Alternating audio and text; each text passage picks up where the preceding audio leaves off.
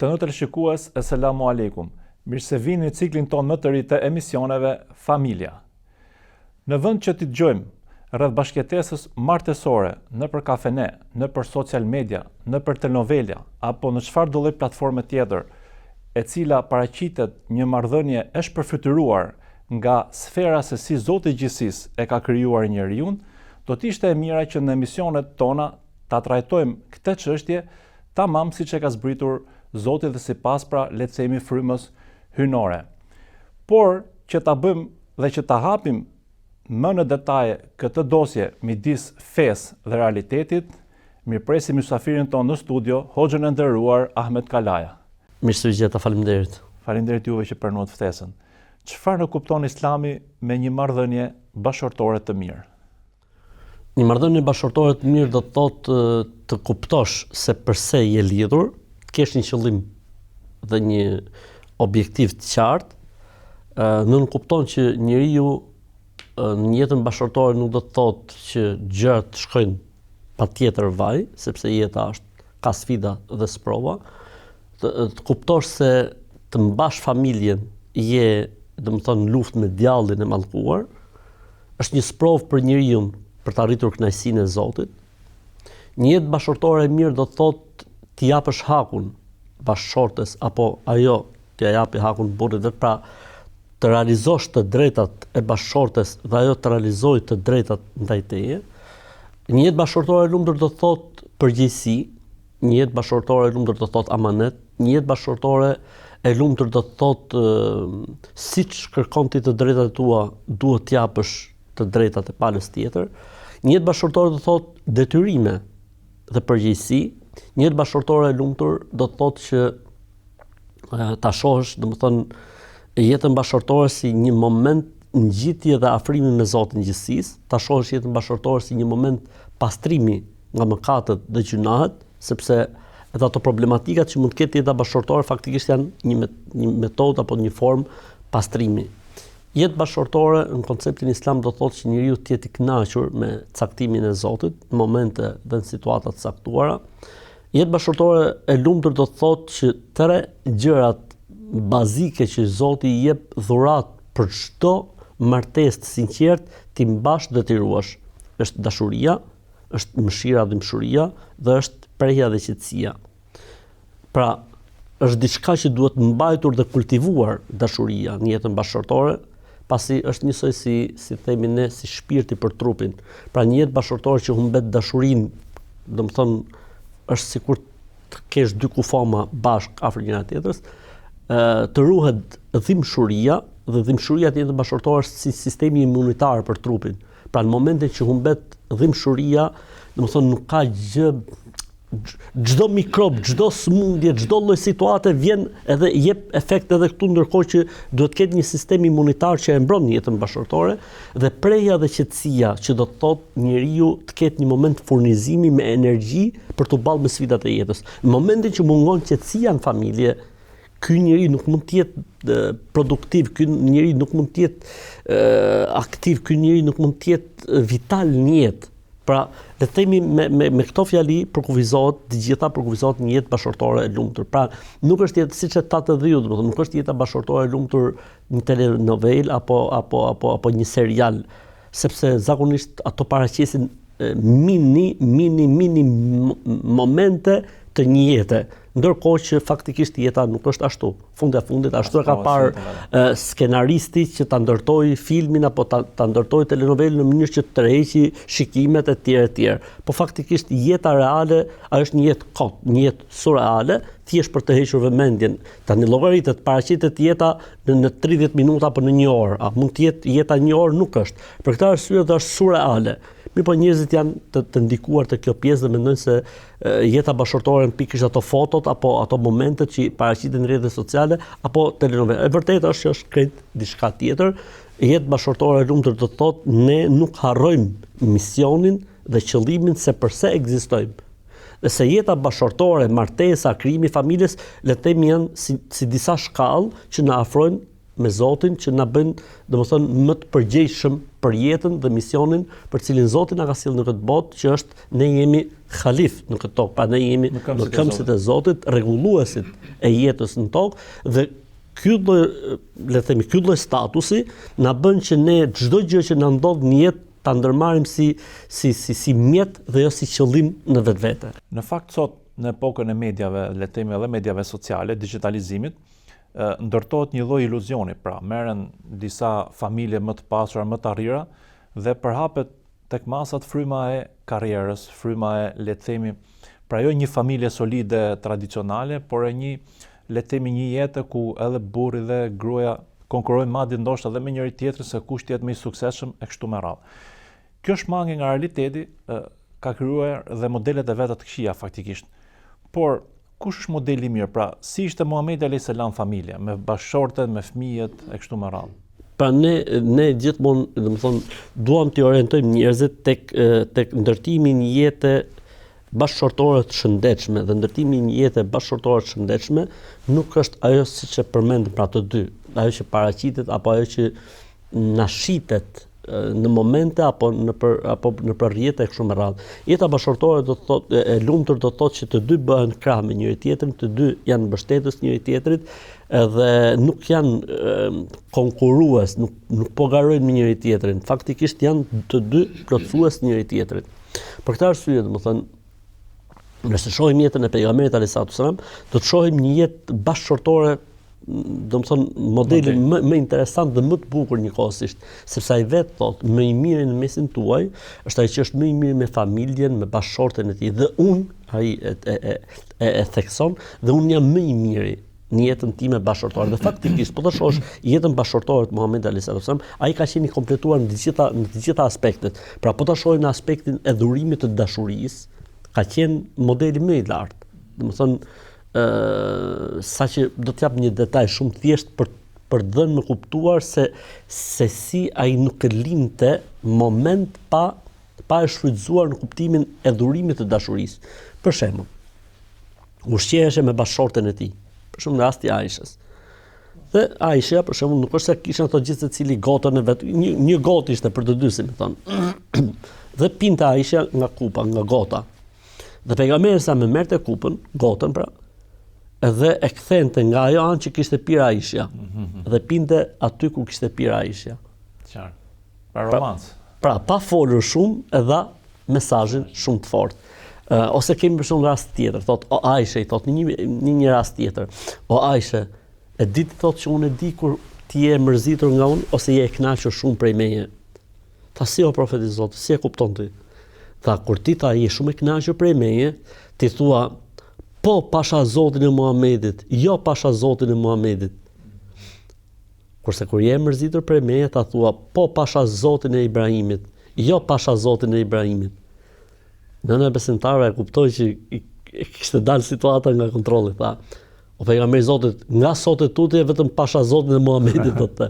Pra dua një korrigjim me një stil indirekt. Jo, mua që më tërheq është fakti që ajo pa shprehur asgjë, pejgamberi sa e kishte kuptuar se kur i ka ngel hatri në diçka, po ku nuk i ka ngel hatri nga diçka. Ose për shembull rasti tjetër që është shumë interesant dhe kjo ka ndodhur vonë, domethënë vonë në jetën e pejgamberit alayhi salatu sallam, ku pejgamberi sallallahu alaihi wasallam pa të ftuar një ditë të themi miqt dhe shokut dhe figurat më të rëndësishme të Medinës, ndër ta dhe Abu Bekri. Edhe faktikisht ishte dita e Aishës. Se ai çdo ditë ishte tek një nga nënat e besimtarëve. Edhe njëra prej bashkëshortëve profetit alayhis salam, pra njëra nga nënat e besimtarëve, duke pas parasysh faktin që kishin ardhur mysafir, kishte gatuar diçka dhe e solli, duke menduar se ndoshta Aisha nuk është përgatitur dhe nuk është se ata ishin një familje shumë në gjendje të mirë ekonomike. Kur vjen Aisha radhiyallahu anha me ushqimin e saj, kishte bërë Aisha pra diçka dhe shet një gostile them. Jo, shet domethënë një tavë që sapo kishte ardhur para saj, i gjujti tavës. Dhe e theu me gjithë ushqim. Dhe solli tavën e saj. Tani llogaritë e profetit alayhis salam Abu Bekri, Omeri, njerëzit më të rëndësishëm të Medinës dhe Aisha bën këtë sjellje. Pejgamberi sallam si e menaxhoi situatën, shumë thjesht. Tha gharat ummukum.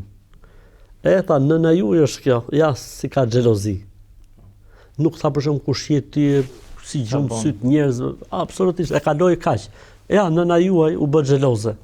Tamam model. Aisha tha duhet ja kompensosh tavën që i theve Zejnebes.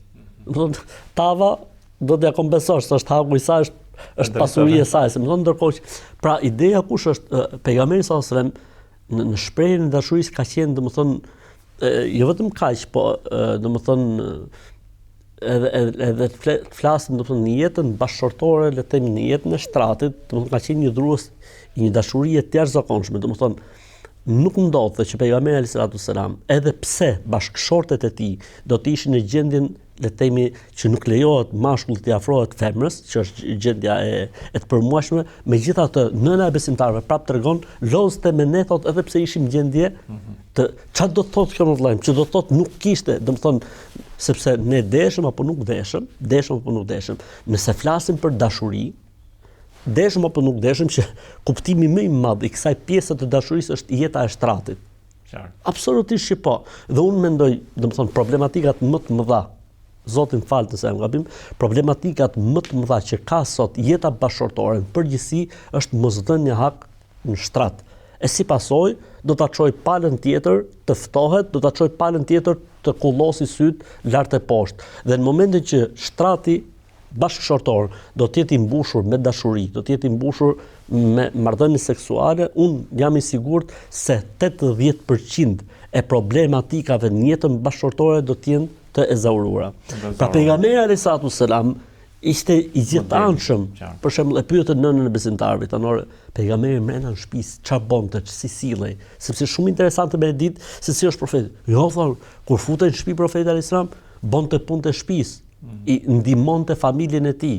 Pra tani llogaritë e pejgamberit Zotit, profeti i Zotit duke qep, duke arnu, duke fshi ose duke mjel delet. Profeti i Zotit ky kur dilte jashtë derës, thon sahabët radhiyallahu anhum, nëse thot njëri prej sahabëve, nëse do të më pyesësh si ka qenë, pra të ta portretizoj, nuk e di, thot, po pse, thot s'kam arrit ndonjëherë ta shoh kështu, domethënë profetin alayhis salam ta shoh që aq hije, aq turp kanë pas. Ky njeriu kaq madhështor, alayhi salatu wassalam, kur ishte në familje, kur myllte derën e shtëpisë, transformohej në ai ishte baba, ai ishte bashkëshort, ai ishte njëri prej antarëve të familjes dhe domethënë nuk kishte në jetën e profetit, në jetën bashkëshortore të profetit punë grash. Këto punë nuk e bëjnë burrat, nuk kjo lloj ndarje nuk ekzistonte. Për këtë arsye, domethënë ka qenë shembulli më i mirë dhe ka qenë shembulli më i lartë. Pra, me që më pyete për shembull, ky është shembulli i vërtet. Ky është ajo që ne, domethënë, që ne synojmë, sepse ne themi, profeti alayhis salam nuk është shembull vetëm tek falja apo tek agjërimi, ai është shembull në të gjithë mënyrën se si ka funksionuar, sepse Zoti tha, ai është shembull për gjithçka, nuk tha Zoti është shembull vetëm tek feja. Pra, edhe kjo pjesë, domethënë mënyra se si ai gabimet në jetën bashkëshortore, le të themi në një moment caktuar, ka pas një zëng mes tij dhe Aishës. I shkon lajmi kujt Ebu Bekrit. Po zënga kishte shkuar në atë fazë që s'po fliçim me njëri tjetrin. Dhe i shkon haberi Ebu Bekrit nga nëna e Aishës. Mërzitet Ebu Bekri, vjen me vrap. Edhe i gjen këto, njëri kështu. Pra profeti alayhis salam me fytyrë kështu, Aisha me fytyrë kështu. I shkon Ebu Bekri Aishës, me i gjujt. Aisha kur e pa se Aisha tani kuptonte që Ebu Bekri nuk duronte gjë tek pejgamberi alayhis salam, po si në fund fare kjo është punë burrë dhe gruaja, ç'i duhet, më thonjë za. Mirë, po Ebu Bekri nuk duronte dot tek pejgamberi alayhis salam. Dhe një nis të Aishës me i gjujt. Pejgamberi sa kur shef Ebu Bekrin, i thot, jo, po profeti Zot ku bë kjo të kthej llafet, i thot kush? Ebu Bekri, pejgamberit, pra vjerri. Dhe do t'i gjujë Aishës.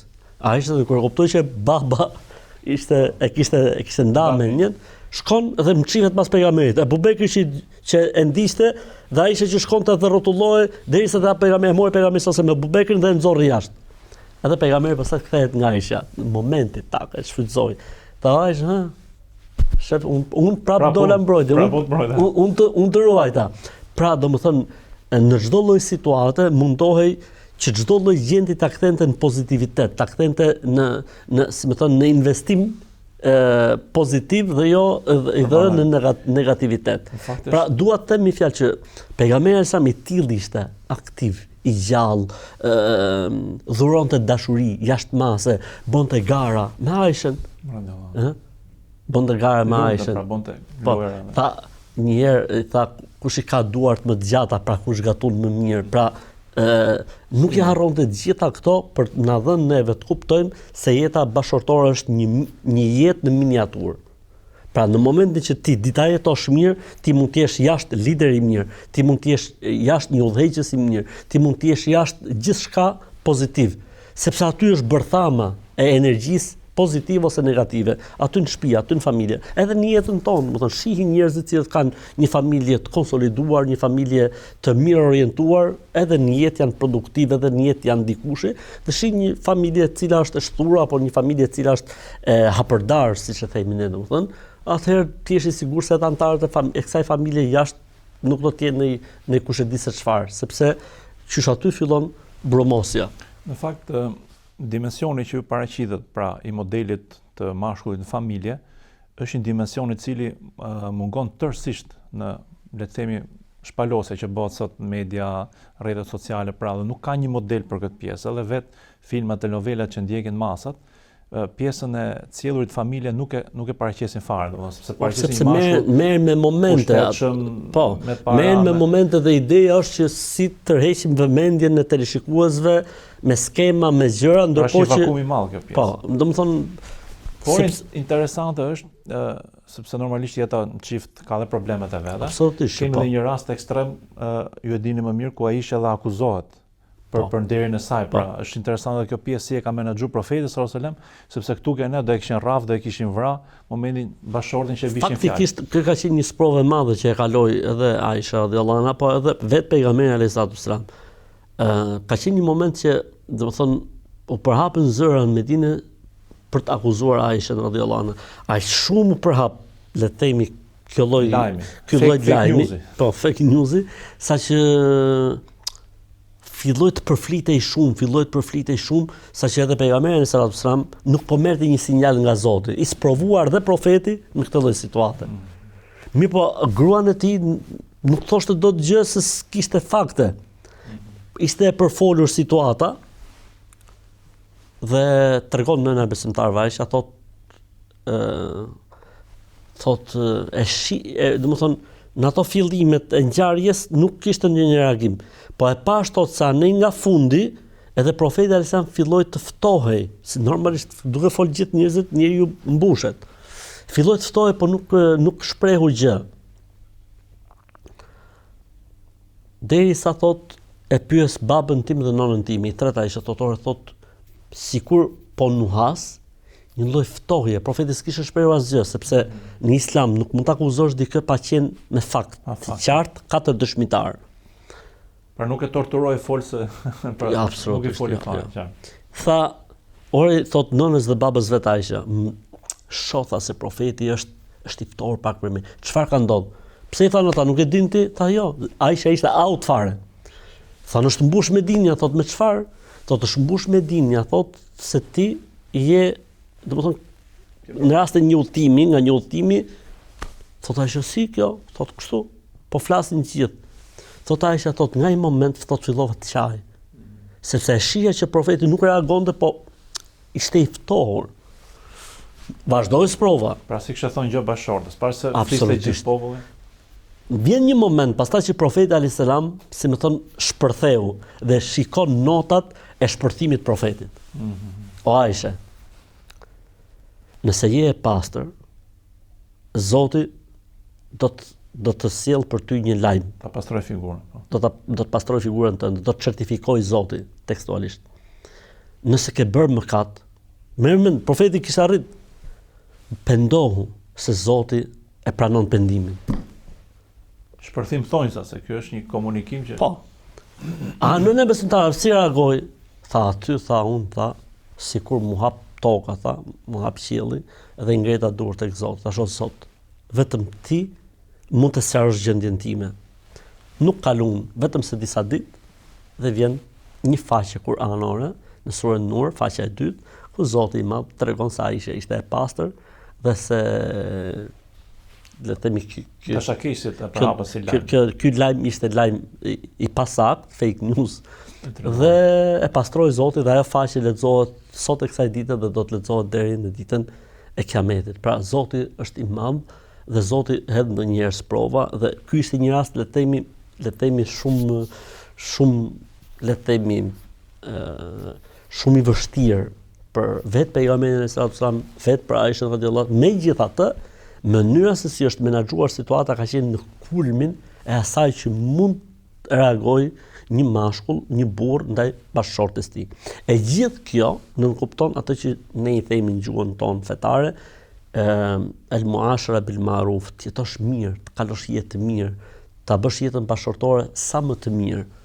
Dhe normalisht kjo nuk do të thotë që s'do të ketë sfida, kjo nuk do të thotë që nuk do të ketë, le të themi, lajthitje, momente, por kur njeriu është i qartë për objektivin e tij, për synimin e tij, normalisht që di ti te kaloj ca gjëra, di që ti përtypi ca gjëra, di që jetë ghafel, bën sikur shtonen si ca gjëra, po, ta shkelin. Sepse kemi diçka shumë të rëndësishme, që është familja, duhet të mbrojtur, duhet të ruajtur, edhe pse në momente të caktuara duhet ne të sakrifikojmë diçka. Jo vetëm sakrifica e shpenzimit, mbolimet shpenzimit, po edhe sakrifica, le të themi, shpirtënore, psiqike, etj, sepse fundja fundit, siç e thash edhe në fillim, po edhe në misionin e parë, familja në Islam konsiderohet edhe një grop pastrimi për njeriu, një fabrik pastrimi i mëkateve dhe gjunave. Këto gjëra që ndodhin në familje, Zoti nëpërmjet tyre të pastron dhe të lan nga gjunat, kur i thon. Në fakt, ke modeli, se ishte tamam një model dhe i takon një modeli që të provohet për gjitha ndollit e jetës, që të jetë dhe model, pra që njerëzit të referohen, bie në sy dhe komunikimi.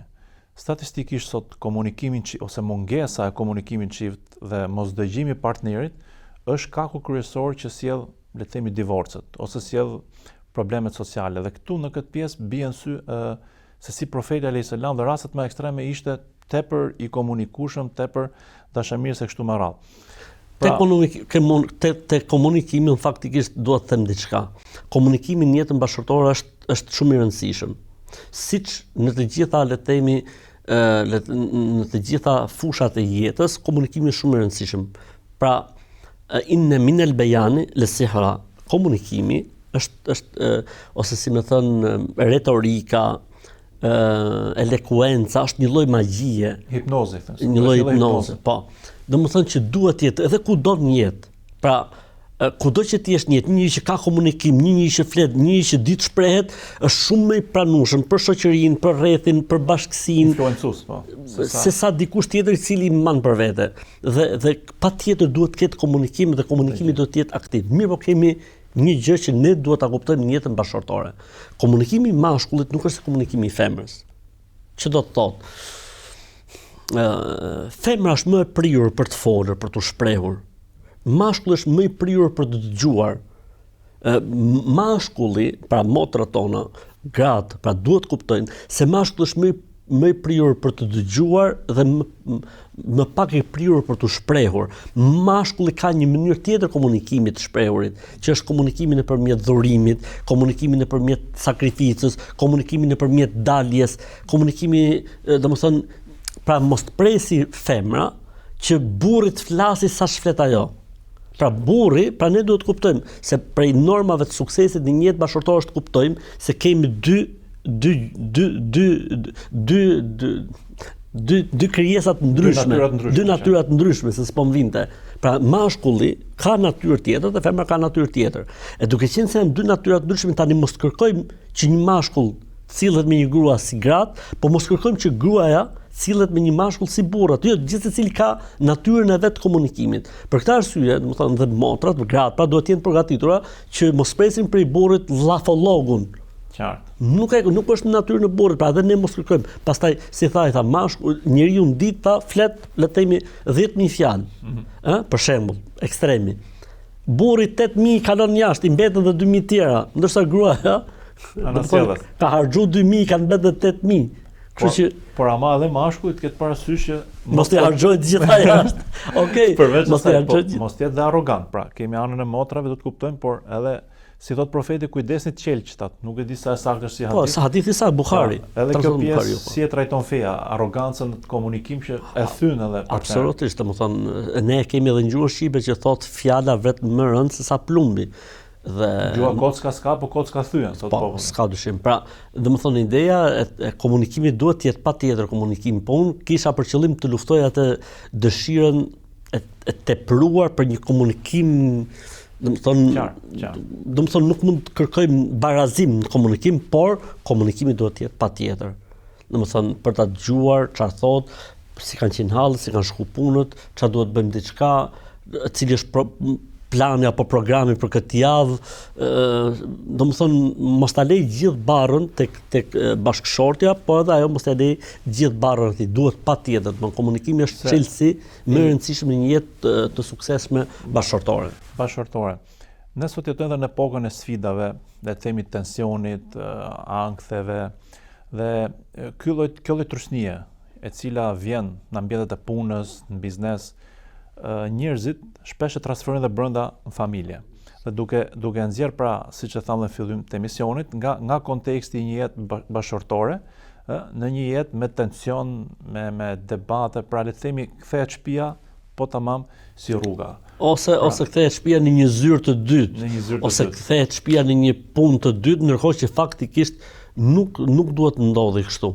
Domethënë, për këtë arsye ka dash Zoti që në traditën, le të themi, në traditën normale njerëzore shtëpiat kanë gjitha një derë. Si për të hyrë dhe për të dalë. Që do të thotë, zotni, do të futesh në shtëpi, është një derë aty, do të thotë lej të gjitha mas dere, lej të gjitha jashtë. Edhe e kundërta, në momentin që do të dalësh nga shtëpia, lëri të gjitha brenda. Çajin muhabete shtëpie duhen lënë brenda, dhe çajin muhabete jashtë nuk duhen futur brenda. Është çështje tjetër kur njeriu do të konsultohet. Nuk ka problem që njeriu do të konsultohet, mund të marrë mend dhe për gruas tij. Siç ka bërë profeti alayhis salam në rastin e Hudejbijes. Problemi ishte jashtë, ai e zgjidhi me gruan brenda, i dha mend ajo dhe doli dha zgjidhje. Ose e kundërta, mund të jetë një problem brenda në familje, por nuk gjen dot zgjidhje, atëherë ti mund të pyesësh dhe jashtë. Por mos harrojmë që aty është një derë. Pra, le të themi, referimi bazik në këtë tematikë është që njeriu në momentin që futet në shtëpi, problematikat e jetës i lën mas dere dhe duhet në thonjza të transformohet, dhe në momentin që del nga shtëpia jashtë, gjitha gjërat e shtëpisë duhet të jenë gjërat e shtëpisë dhe mos ngatrojë emocionet dhe përjetimet brenda familjes ti le të themi ti përcjelli jashtë, domethënë sepse kjo është diçka tjetër. Dhe kështu faktikisht kjo është ajo që kërkohet, domethënë. Në fakt, rasti Hudejbijes ju përmendet, vlen prap një tjetër model i mirë, pasi ty tregohet që i dërguari i Zotit dhe për çështjet kur kishte le të themi një mosbindje civile në thonjza nga kolektive, nga shokët e vet, mori këshillet e bashkëshortes. Absolutisht po. Dhe ajo tha bëhet i pari o profeti i Zotit dhe kur e bëri profeti, domethënë ajo nuk është se tha në diçka të madhe, mirë po dha çelsin. Dha çelsin për të zgjidhur një situatë që profeti Alsa mu prek shumë, sepse nuk kishte parë ndonjëherë që mos kishte, domethënë njerëzit të vinin ndryshim fjalën e tij. Edhe ajo tha profeti Zot, po bëhet i pari.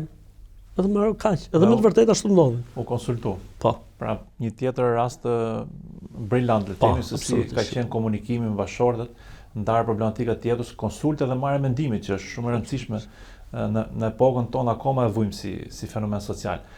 Bëjmë një shkëputje të shkurtër dhe rikthehemi sërish në studio.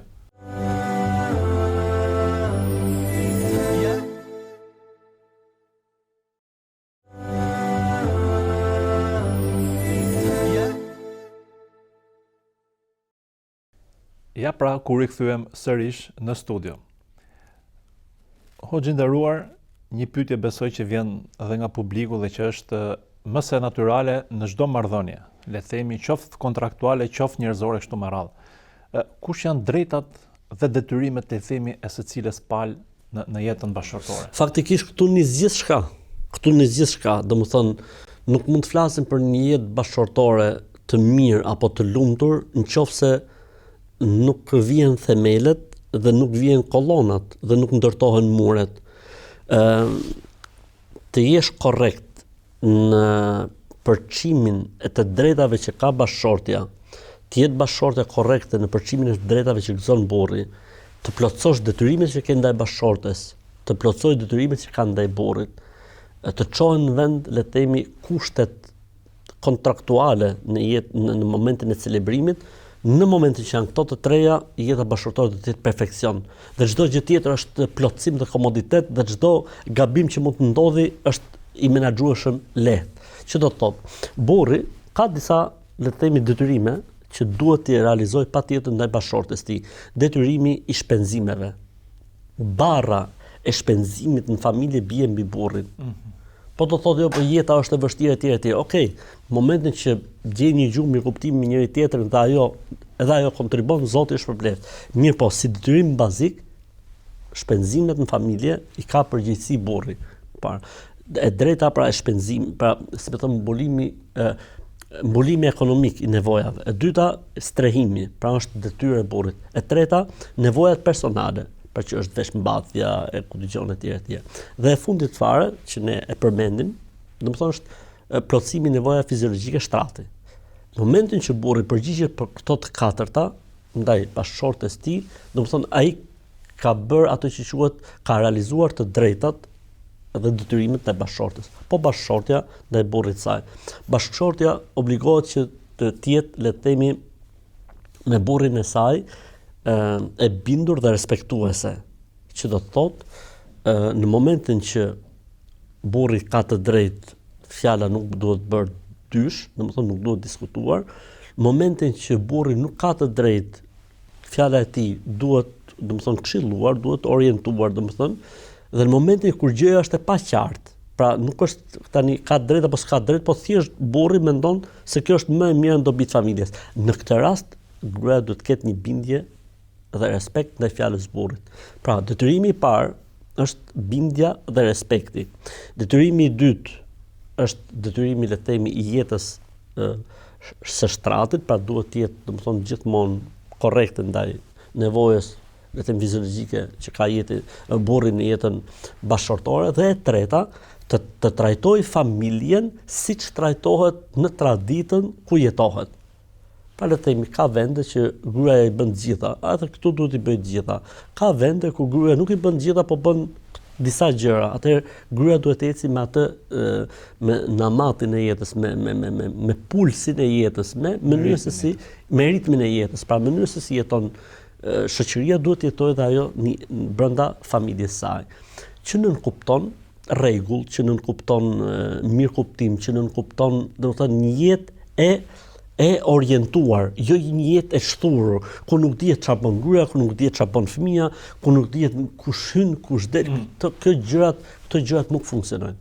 Pra në jetën bashkëshortore, jeta bashkëshortore flasim ne, domethënë gjuhën e Islamit është thesari më i rëndësishëm që realizon njeriu në jetë. E ky thesar duhet mbrojtur dhe duhet ruajtur. Jo çdo kush që na vjen do të thotë se na e ka për të mirë, apo po na jep një kontribut. Ka dhe njerëz që kanë zili, ka njerëz që kanë smir, ka njerëz që duan të hedhin helm. Për këtë arsye tha Islami që nuk hapet, i tha grave, mos e hapni derën për çdo kënd pa u konsultuar me burrin. Pra me kuptimin jo çdo kush që të afrohet apo të ofrohet si këshillues apo dashamir në të vërtetë është i tillë. Dhe nganjëherë burri në përgjithësi ka lexim më korrekt ndaj shoqërisë jashtë sesa vetë bashkëshortes, sesa vetë gruaja e tij. Në momentin pra që do të kemi këtë lloj, le të themi, realizim detyrash, pra nga ana e burrit, po edhe nga ana e gruas, unë mendoj që kemi hedhur hapin më të rëndësishëm. Pastaj kemi të drejtat reciproke, që janë disa gjëra që janë, domethënë, të dy njësoj. Pra, burri duhet të japi dashuri, gruaja duhet të japi dashuri. Burri duhet të sigurojë qetësi, po edhe gruaja duhet të sigurojë qetësi. Burri duhet, domethënë, nëse kërkon diçka në raport me prindrit e tij, duhet sigurojë të njëjtën gjë në raport me prindrit e saj. Pra nëse unë si burr që kërkoj për gruas time që të më respektojë prindit, po edhe unë duhet të jem shumë i kujdesshëm dhe shumë gentil me prindrit e saj. Nuk flas kur kanë luajtur mendsh. Nuk flas kur a prindrit e burrit apo prindrit e gruas. Flasim për një jetë normale. Pra ne duhet të ecim me ritmin e jetës, në mënyrën se si jetojnë, në mënyrën se si jeton shoqëria, nëse ritmi nuk është ndesh me shariatin, sepse ritmi mund të jetë që prindrit duhen nxjerr jashtë. ky ritëm bie ndesh me fen ton. Pra ideja është, domethënë, unë mendoj që në momentin që është mirë kuptimi, në momentin që është dëshira e mirë, në momentin që unë bëj detyrat e mia, në momentin që bashkëshortja bën detyrat e saj, them që çdo lloj grope, çdo lloj përplasje, çdo lloj gjëje do ta ketë rikoperimin shumë të shpejtë dhe do të kthehen gjërat edhe një herë në linjë shumë shpejt. Në momentin që mungojnë detyrat, pra nuk bëjmë detyrat siç duhet nga të dyja palët, atëherë ti je i sigurt se çdo lloj krisje, çdo lloj virusi të parë që të na zëri do të jemi ne. Vulnerabël dhe do jetë dhe ndoshta dhe do në goditë dhe jetë më e fortë dhe s'do ketë një reagim siç duhet. Hoxhë ndërë falenderoj që ishte sot me në studio. Ne besoj sapo kemi hyrë ke disa nga dispozitat le të themi e jetës bashkëtorë. Në emisionet vijim do kemi mundësi të trajtojmë shumë pyetje që njerëzit kanë pyetur, që janë pyetur dhe si trajton dhe feja dhe librat relevant të kësaj fushë. Por besoj se për sot para zavrum temën që kishim dhe gjithashtu falenderojmë dhe teleshikuesit për vëmendjen që na kushtuan. Deri emisionin e ardhshëm, asalamu alaikum.